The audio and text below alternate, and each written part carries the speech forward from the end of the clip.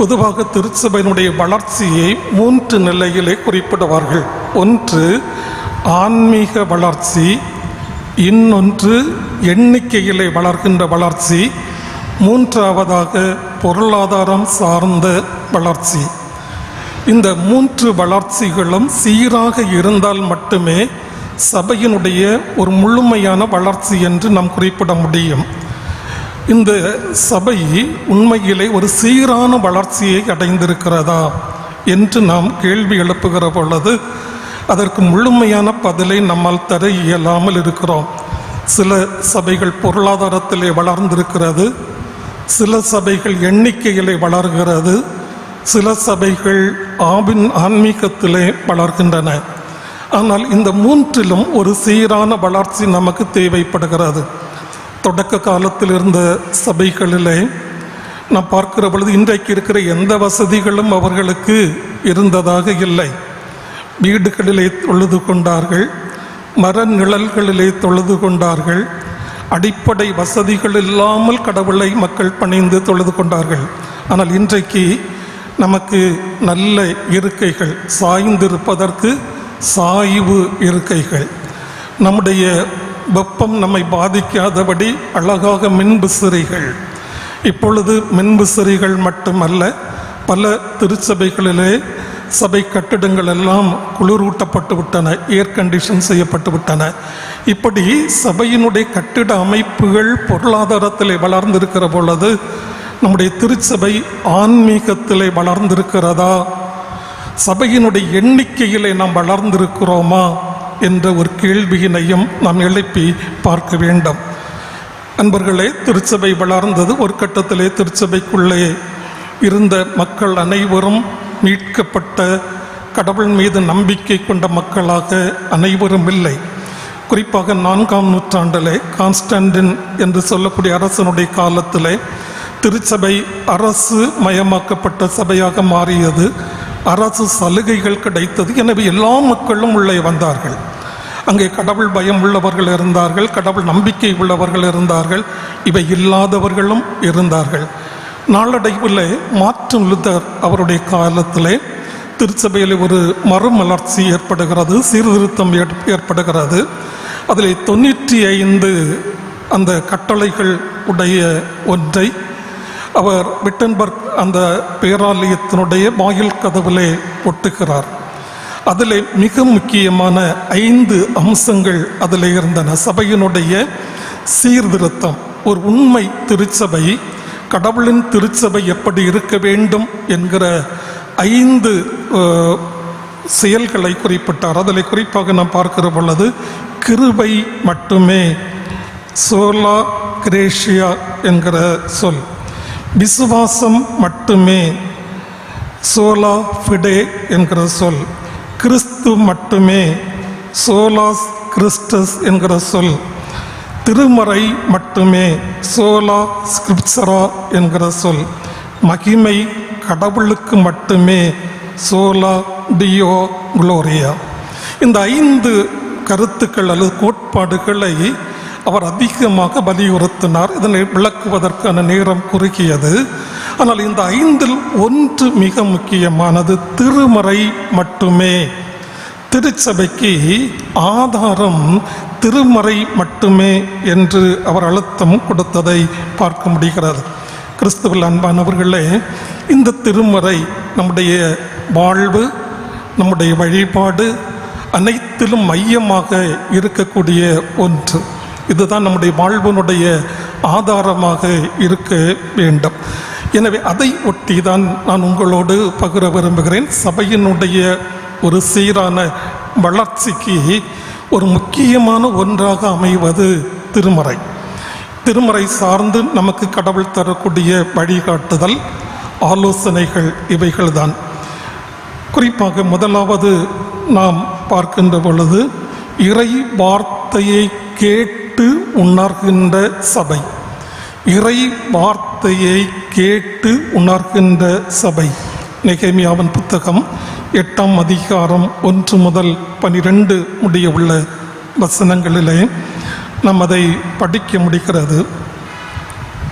இஸ்ரவேல் மக்கள் பாபிலோன் சிறையிருப்பிலிருந்து திரும்பி சொந்த நாட்டுக்கு வருகிறார்கள். வருகின்ற பொழுது அதற்கு முன்பதாகவே இந்த பாபிலோனுடைய சிறையிருப்பிலே அந்த எருசலேம் நகர் நெருப்புக்கு இரையாக்கப்படுகிறது. எருசலேமுடைய மதில்கள் எல்லாம் இடிக்கப்பட்டு விடுகிறது. அவைகளெல்லாம் சிதைந்து போய் கிடக்கின்றன. நெகேமியாவினுடைய தலைமையிலே புனரமைப்பு பணிகள் நடைபெறுகிறது. எழுந்து கட்டுவோம் வாருங்கள் என்கிற அழைப்பு தரப்பட்ட பொழுது எல்லா மக்களும் இணைந்து வருகிறார்கள். வந்து அந்த இடிந்து கிடந்த, சிதைந்து கிடந்த, உருக்குலைந்து கிடந்த அந்த எருசலேமுடைய மதில்களை கட்டி எழுப்புகிறார்கள். அப்படி எழுப்பப்பட்ட பின்பு எல்லாம் சிறப்பாக அமைந்து விட்டது. எருசலேம் நகர், எருசலேம் மதில்கள் அனைத்தும் கட்டி முடிக்கப்பட்டு விட்டன.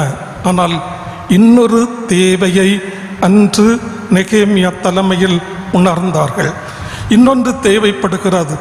எருசலேமுடைய நகரையும் எருசலேமுடைய அந்த மதில் சுவர்களையும் கட்டிவிட்டோம். ஆனால் உறவுகள் சிதைந்து கிடக்கிறது.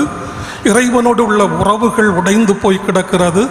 இதை புனரமைக்க வேண்டும், இதை சீரமைக்க வேண்டும் என்று அவர்கள் விரும்பினார்கள்.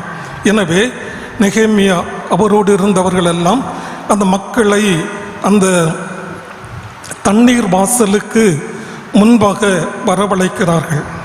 எல்லாரும் ஒரு மனதோடு அந்த இடத்திற்கு கூடி வருகிறார்கள். அந்த தண்ணீர் வாசலுக்கு முன்பதாக இஸ்ரவேல் மக்கள் எல்லாரும் ஒரு மனதோடு கூடி வருகிறார்கள். எஸ்ரா கடவுள் மோசேக்கு கொடுத்த நியாயப்பிரமாண புத்தகத்தினை இதுபோல் ஓர் மர மேஜையின் மேல் நின்று கொண்டு அவர் அதை படிக்கிறார். அதை படிக்கின்ற பொழுது எல்லாரும் எழுந்து நிற்கிறார்கள். அதை படிக்கின்ற பொழுது எல்லாரும் அதை செவி கொடுத்து கேட்கிறார்கள். இப்படி சொல்லப்படுகிறது, எல்லாரும் கவனமாய் செவி கொடுத்து கேட்டார்கள் என்று சொல்லப்படுகிறது. கிறிஸ்துவில் அன்பானவர்களே, ஆண்டவருடைய வார்த்தை படிக்கப்பட்ட பொழுது எல்லாரும் கவனமாக செவி கொடுத்து கேட்டார்கள். கேட்டவர்கள் உணர்ந்தார்கள் என்று படிக்கிறோம். முதலாவது படித்தார்கள், விளக்கம் கொடுத்தார்கள் என்று படிக்கிறோம். இந்த கேட்ட மக்கள் அதை உணர்ந்து கொண்டார்கள், புரிந்து கொண்டார்கள் என்று நாம் படிக்கிறோம். கிறிஸ்துவில் அன்பானவர்களே, கடவுளுடைய வார்த்தை இங்கே படிக்கப்படுகிறது. 3 நற்செய்தி பகுதிகள் படிக்க கேட்டோம். இப்பொழுது ஆண்டவருடைய வார்த்தை உங்களுக்கு விளக்கமாக தரப்படுகிறது. எத்தனை பேர் இதை உற்று கவனமாக கேட்கிறீர்கள் என்பது மிக முக்கியம். படிக்கப்படுகின்ற பொழுது, அது விளக்கம் தரப்படுகின்ற பொழுது நீங்கள் கவனமாக கேட்க வேண்டும். நம்முடைய செவிகள் திறந்திருக்க வேண்டும். கடவுளுடைய வார்த்தைகளை கேட்பதற்கு, இறை வார்த்தைகள் படிக்கப்படுகின்ற பொழுது, விளக்கம் தரப்படுகின்ற பொழுது அதை கவனித்து கேட்கிற மனநிலை நமக்கு இருக்க வேண்டும். அப்படி நாம் கேட்கின்ற பொழுதுதான், கவனமாக கேட்டால் மட்டுமே உணர முடியும், அதை புரிந்து கொள்ள முடியும் என்று நாம் பார்க்கிறோம். எத்தனை பேர் நாம் கேட்கிறோம்? இறை வார்த்தைகள் சொல்லப்படுகிற பொழுது சபையில் நடக்கிறவைகளை நாங்கள் கண்கூடாக பார்க்கிறோம்.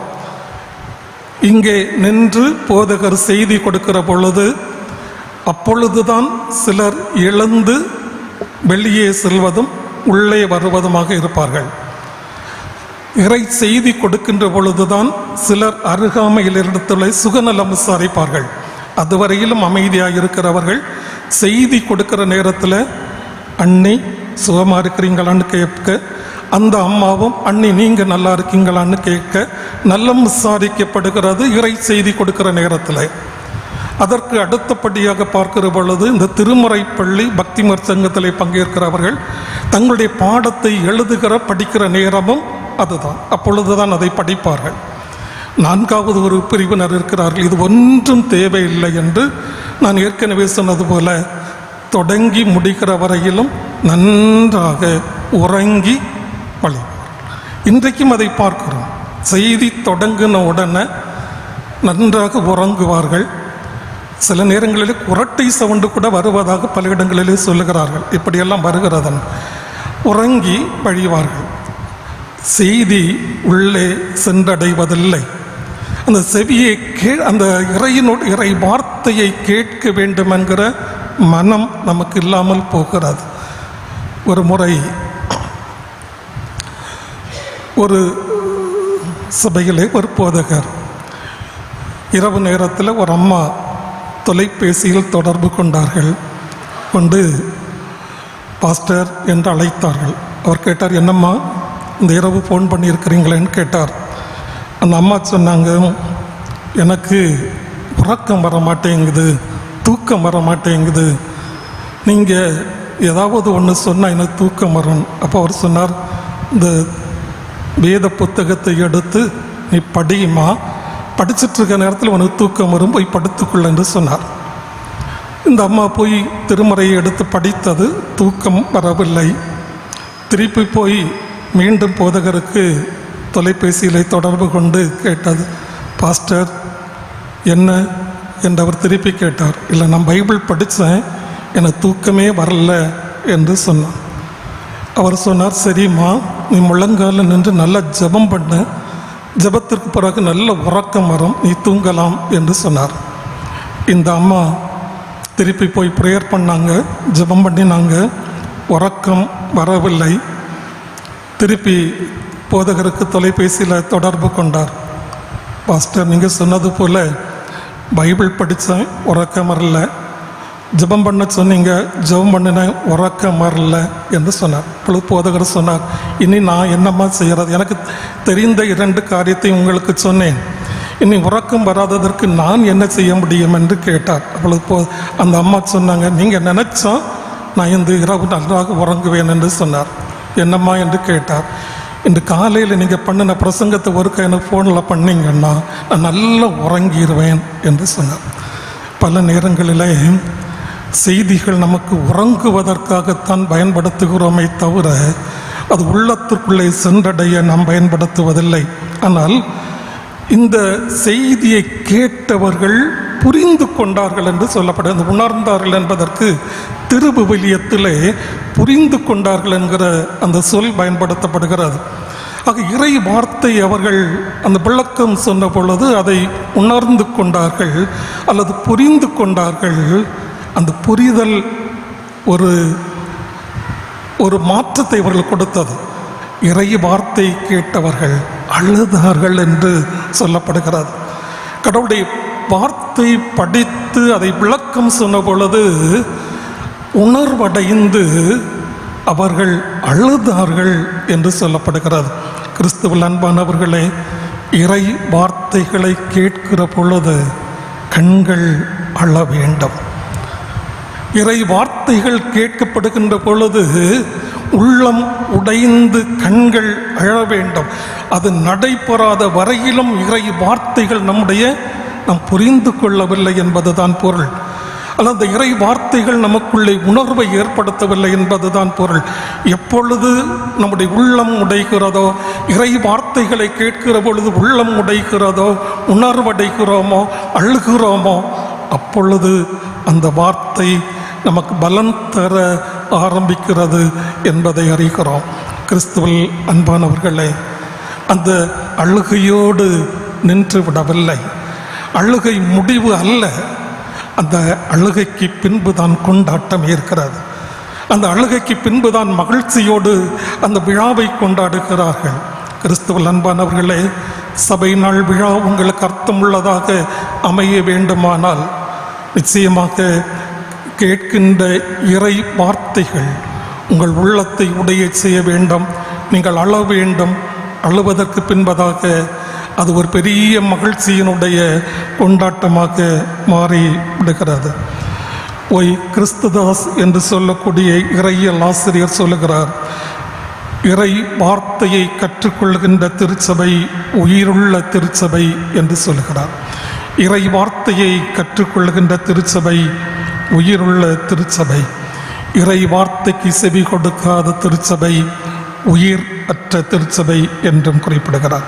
நம்முடைய திருச்சபை உயிருள்ள திருச்சபையாக இருக்க வேண்டும். இரண்டாவதாக நாம் படிக்கிற பொழுது ஆன்மீக முதிர்ச்சி பெறும் திருச்சபை, ஆன்மீக முதிர்ச்சி பெறும் திருச்சபை. நம் இரண்டாவது படிக்க கேட்ட 1 கொரிந்தியர் 14ஆம் அதிகாரம் 20 முதல் 23 முடிய உள்ள வசனங்களிலே கொரிந்து சபைக்கு பவுலடிகளார் சொல்லுகின்ற பொழுது, அன்பர்களே, நீங்கள் சிந்திப்பதில் சிறு பிள்ளையை போல் இராதீர்கள் என்று குறிப்பிடுகிறார். நீங்கள் சிந்திப்பதிலே அல்லது புத்தியிலே சிறு பிள்ளையை போல் இராதீர்கள் என்று சொல்லி, தீங்கு செய்வதில் குழந்தையைப் போலவும் சிந்திப்பதிலோ முதிர்ச்சி அடைந்தவர்களாகவும் இருக்க வேண்டும் என்று சொல்கிறார். நம்முடைய சிந்தனையில், நம்முடைய புரிதலில், நம்முடைய பகுத்தறிவில் முதிர்ச்சி இருக்க வேண்டும். அந்த காலங்களுக்குரிய ஒரு முதிர்ச்சி நமக்குள்ளே வெளிப்பட வேண்டும். கொரிந்து சபையிலே ஒரு குழந்தைத்தனம் இருந்ததை பவுலடிகளார் காண்கிறார். ஏனென்றால் அங்கு ஒரு பெரிய குழப்பம் திருச்சபைக்குள்ளே வருகிறது. அது கடவுளின் வரங்களை பற்றிய, குறிப்பாக இந்த பரவச பேச்சு பேசுவதை பற்றிய, அந்நிய பாஷை பேசுவது பற்றிய ஒரு குழப்பமான சூழ்நிலை இருக்கிறது. அங்கே இருக்கிற சபை சொல்லுகிறது, எல்லாரும் அந்நிய பாஷை பேச வேண்டும், எல்லாரும் இந்த பரவச பேச்சை பேச வேண்டும் என்று சொல்லுகிறார். அப்படி ஒரு குழப்பமான சூழ்நிலை ஏற்படுகிற பொழுதுதான் அவர் சொல்லுகிறார், அதற்கு ஒரு விளக்கத்தை அவர் கொடுக்கிறார். சபையிலே எல்லா மக்களும் இருக்கிறார்கள். அங்கே இறை நம்பிக்கை உடையவர்கள் இருக்கிறார்கள், இறை நம்பிக்கை இல்லாதவர்கள் இருக்கிறார்கள், திருமறையை தெரிந்தவர்கள் இருக்கிறார்கள், தெரியாதவர்கள் இருக்கிறார்கள். எனவே நீங்கள் எல்லாரும் இந்த பரவச பேச்சை பேசுகிற பொழுது உள்ளே வருகிறவர்கள், இப்படிப்பட்டவர்கள் என்ன நினைப்பார்கள்? உங்களை பித்து பிடித்தவர்கள் என்றல்லவா நினைப்பார்கள். எனவே நீங்கள் எல்லோரும் அந்த பரவச பேச்சு பேச வேண்டும் என்ற அவசியம் இல்லை. திருப்பாடல்களை பாடுகிறவர்கள் திருப்பாடலை பாடலாம். ஒருவேளை இந்த பரவச பேச்சு பேசுகிறவர்கள் பேசலாம், அதற்கு இன்னொருவர் விளக்கம் கொடுக்கலாம். திருவெளிப்பாடை பேசுகிறவர்கள் அதை பேசலாம். இப்படி ஒவ்வொருவருக்கும் என்ன வரங்கள் இருக்கிறதோ அதை வெளிப்படுத்துங்கள் என்று அவர்களுக்கு சொல்லுகிறதை நாம் காண்கிறோம். கிறிஸ்துவில் அன்பானவர்களே, திருச்சபை அந்த குழந்தை தன்மையிலிருந்து வளர்கின்ற ஒரு அனுபவம் நமக்கு வேண்டும். நம்முடைய வளர்ச்சி முதிர்ச்சியை நோக்கி இருக்க வேண்டும். அந்த சில நேரங்களிலே அந்த குழந்தை பருவத்திலேயே, குழந்தை தன்மத்திலேயே இருந்து கொண்டிருக்கிறோம். நாம் வளர நாம் முயற்சி செய்வதும் இல்லை, முற்படுவதும் இல்லை. ஆனால் காலத்துக்கு உரிய ஒரு வளர்ச்சி நமக்கு வேண்டும் என்று திருமறை சொல்லுகிறது. ஒவ்வொரு பருவங்களுக்கும் உரிய வளர்ச்சி இருக்கிறது. ஒருவேளை குழந்தை பருவம் இருக்கிறது, இளமை பருவம் இருக்கிறது, அதை தாண்டி ஒரு முதுமை பருவம் இருக்கிறது. எனவே அந்த காலத்துக்கு ஏற்ற வளர்ச்சி நமக்கு வேண்டும். எப்படி ஒரு மனித உடலிலே வளர்ச்சி நமக்கு இருக்கிறதோ, திருச்சபையிலே அப்படிப்பட்ட ஒரு வளர்ச்சி, காலங்களுக்குரிய வளர்ச்சி இருக்க வேண்டும் என்று சொல்லுகிறார். குறிப்பாக 1 கொரிந்தியர் 13ஆம் அதிகாரம் 11வது வசனத்திலே பவுலடிகளார் சொல்லுகிற பொழுது, நான் குழந்தையாயிருந்த போது குழந்தையைப் போல பேசினேன், குழந்தையின் மனநிலையை பெற்றிருந்தேன், குழந்தையைப் போல எண்ணினேன், நான் பெரியவனான போதோ குழந்தைக்கேற்றவைகளை அறவே விட்டுவிட்டேன். நம்ம வளர்ந்தா நம்ம எப்படி இருக்கணும்? அந்த வளர்ச்சிக்கு ஏற்ற இப்பொழுது ஒருவேளை இந்த ப்ரீகேஜி அல்லது யூகேஜி, எல்கேஜி இந்த வகுப்புகளிலே செல்கிற பொழுது பிள்ளைகள் என்ன படிப்பார்கள்? ஏ, பி, சி, டி என்ற ஆங்கிலம் படிப்பார்கள். ஆ, ஆ என்று தமிழ் படிப்பார்கள். ஒன்றும் ஒன்றும் இரண்டு என்று அவர் கூட்டல் கணக்கு படிப்பார்கள். இப்படி படிப்பார்கள். இதை போய் கல்லூரியிலே படிக்கிற பொழுது அங்கேயும் போய் ஏபிசிடி தெரியலை, அங்கே நான் ஏபிசிடி படிப்பேன்னா நம்ம என்ன வளர்ச்சி எங்கேயோ பாதித்திருக்கிறது என்று நமக்கு தெரியும் இல்லையா? நம்ம அங்கே போய் அதை படிப்பதில்லை. படிக்கிற குழந்தை பருவத்தில் அதை படிக்கிறோம்.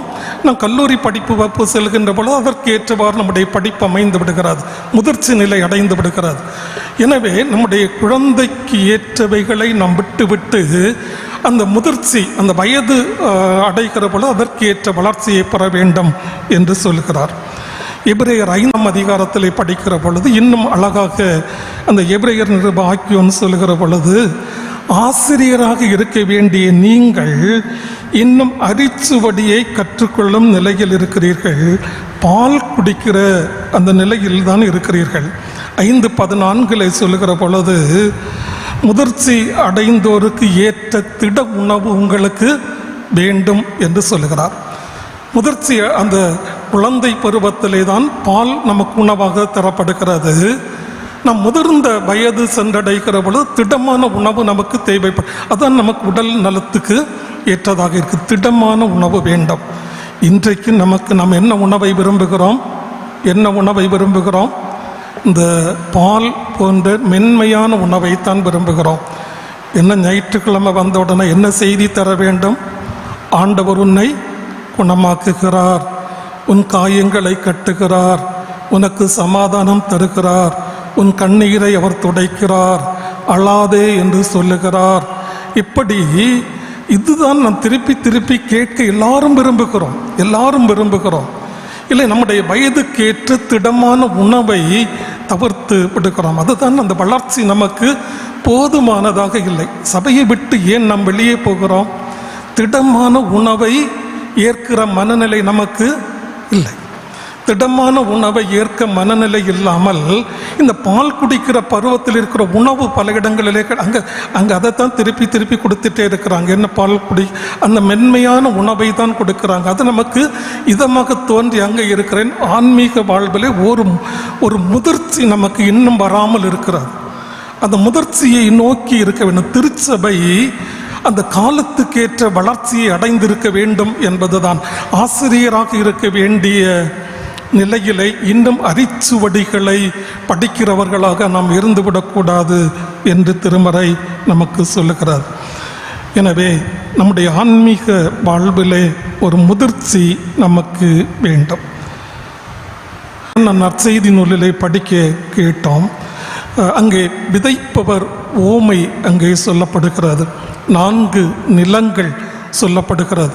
ஒன்று வழி ஓரம் நிலம், 2வது பாறை நிலம், 3வது முட்செடி நிலம், 4வது நல்ல நிலம். இந்த 4 நிலங்கள் அங்கே சொல்லப்பட்டிருக்கிறது. வழி ஓர அந்த நிலம் கேட்கிறவர்கள் புரிந்து கொள்வதில்லை. கேட்கிறார்கள், உணர்வோ புரிதலோ அவர்களுக்கு இல்லை. 2வது பாறை நிலம் உள்ளத்தை ஊடுருவ அனுமதிப்பதில்லை. அது உள்ளத்திற்குள்ளே சென்று விடுவதில்லை. முட்செடி நிலம் உலக கவலைகளால் அது அடைப்பட்டு இருக்கிறது. 4வது நிலம் இருக்கிறது நல்ல நிலம். அது கேட்கிறது, புரிந்து கொள்கிறது.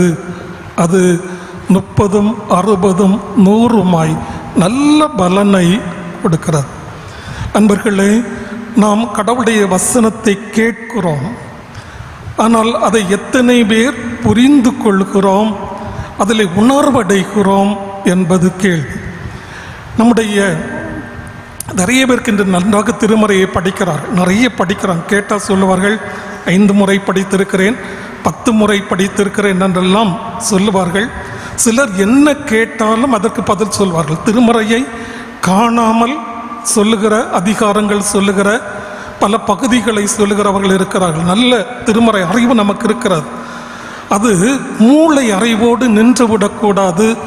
அது வாழ்வாக்கி கொள்ள வேண்டும். அதை அனுபவமாக்கி கொள்கின்ற பொழுதுதான் அது பலம் தர முடியும் என்று சொல்லுகிறது. திருமறை அறிதல் மட்டும் நமக்கு போதுமானதல்ல. திருமறை அறிவு மட்டும் நமக்கு போதுமானதல்ல. அது இதயத்திற்குள்ளே செல்ல வேண்டும். திருமறை வசனங்கள் நம்முடைய இதயங்களுக்குள்ளே செல்லுகின்ற பொழுதுதான் அது நல்ல நிலமாக பலம் தர முடியும் என்று சொல்லுகிறது. கிரகரி என்று சொல்லக்கூடிய ஒரு இறையியல் ஆசிரியர் சொல்லுகின்ற பொழுது, இறையியல் கல்வி என்பது அல்லது இறை வார்த்தைகள் என்பது கடவுளை பற்றி அறிதல் மட்டுமல்ல, கடவுளுடன் வாழ்வது எப்படி என்பதை எடுத்துரைக்கிறது. நாம் கடவுளை பற்றி அறிந்து கொள்ளுதல் மட்டுமல்ல, கடவுளோடு எப்படி நாம் வாழ்வது, கடவுளோடு இணைந்து வாழ்வது எப்படி என்பதை கற்றுத்தருகிறது. ஆரிகன் என்று சொல்லக்கூடிய அந்த இறையியல் ஆசிரியர் சொல்லுகிற பொழுது, வார்த்தை விதை போன்றது, ஆனால் அது புரிந்து கொள்ளும் இதயத்தில் தான் வளர்கிறது என்று சொல்லுகிறார். இறை வார்த்தை அல்லது வசனங்கள் என்பது விதை போன்றது. அது எந்த இதயத்திலே விழுகிறதோ அதுதான் 30, 60, 100மாக பலன் கொடுக்கிறது. நமக்கு எல்லாருக்கும் எங்கே இருக்கிறது? இங்கே நிறைய இருக்கிறது. ஒருவேளை நம்ம திருமறை பள்ளி, பக்தி சங்கம், இனி வேறு பல விதங்களிலெல்லாம் திருமறையை நன்றாக கற்றறிகிறோம். அது இங்கே இருக்கிறது. ஆனால் இறையியல் ஆசிரியர்களும் சரி அல்லது வரலாற்று ஆசிரியர்களும் சொல்லுகின்ற ஒன்று அதுதான், அது மூளையோடு நின்று விடுவதல்ல, அது இதயத்திற்குள்ளே செல்கின்ற பொழுதுதான் அது பலன் கொடுக்க முடியும் என்று சொல்லுகிறார். அன்பர்களே, நம்முடைய இதயம் நல்ல நிலமாக மாற வேண்டும். ஒரு முறை ஒரு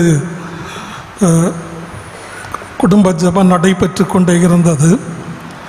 அந்த குடும்பத்தில் இருந்த பிள்ளை திருமறை பள்ளியிலே ஒழுங்காக பங்கேற்கின்ற பிள்ளை, ஒரு நல்ல பக்தி வாழ்வில் வளர வேண்டும் என்று நினைக்கின்ற ஒரு பிள்ளை அது. எனவே திருமறை பள்ளியிலே ஆசிரியர் கற்றுக் கொடுப்பதை மிக கவனமாக கேட்கிற ஒரு பிள்ளை அது. அந்த பிள்ளை தன்னுடைய குடும்பத்திலே நிகழ்கின்றவைகளெல்லாம் பார்க்கிறது. தன்னுடைய தாயும் தந்தையும் அடிக்கடி சண்டை போட்டுக் கொள்கிறார்கள், வாக்குவாதம் செய்து கொள்கிறார்கள். தன்னுடைய தந்தை பிள்ளை திருமறையிலே படித்தபடி தந்தையினிடத்திலே பிள்ளை காணவில்லை ஒன்றையும். எனவே அந்த பிள்ளைக்கு ஒரு பெரிய சங்கடமாக இருக்கிறது. ஒரு நாள் குடும்ப ஜெபம் நடைபெற்றது. அந்த குடும்ப ஜெபத்திலே அனைவரும் ஜெபிக்க வேண்டும். பிள்ளை ஜெபிக்கும், தாயும் தந்தையும் ஜெபிப்பார்கள். அப்பொழுது அந்த பிள்ளை இப்படி ஜெபிக்கிறது, முழங்காலிலே நின்று ஜெபிக்கிறது. ஆண்டவரே, என் அப்பாவுக்கு ஒரு அடி இறக்கும் என்று ஜெபிக்கிறது. என் அப்பாவும் முடிந்தது. அப்பாவுக்கு ஒரு சந்தேகம், தன்னை பற்றி தானே பிள்ளை ஜெபித்தது.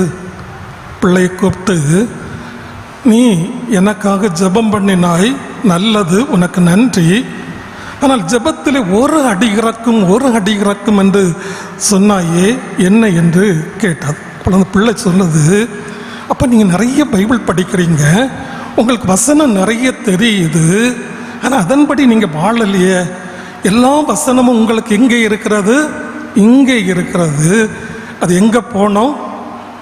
இதயத்தில் போனோம். அதனால் அந்த ஒரு அடி கேப் இருக்குது பார்த்தீங்களா, இங்கே இருக்கிறதுலேருந்து ஒரு அடி கீழே இறக்கணும். அதுதான் நான் ஆண்டவர்கிட்ட கேட்டேன், எங்கள் அப்பாவுக்கு ஒரு அடி இறக்கும் என்று கேட்டேன். இது இந்த பிள்ளைக்கு மட்டும், பிள்ளையினுடைய மன்றாட்டு அல்ல, நம்ம எல்லாரும் ஏறெடுக்க வேண்டிய மன்றாட்டு.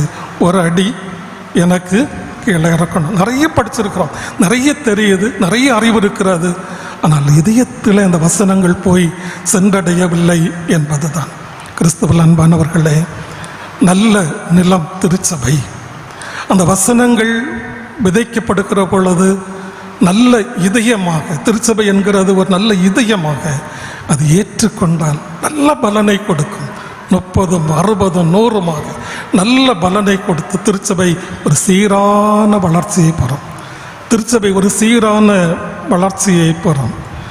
கார்டினல் சுயனன்ஸ் என்பவர் சொல்லுகிறார், திருவிவிலியத்தில் பல பகுதிகளை வாசிக்கவில்லையே என என் மனம் வாடுகிறது, அதைவிட வாசித்த பகுதிகளை இன்னும் வாழ்வாக்கவில்லையே என என் மனம் பெரிதும் வாடுகிறது என்று சொல்லுகிறார்.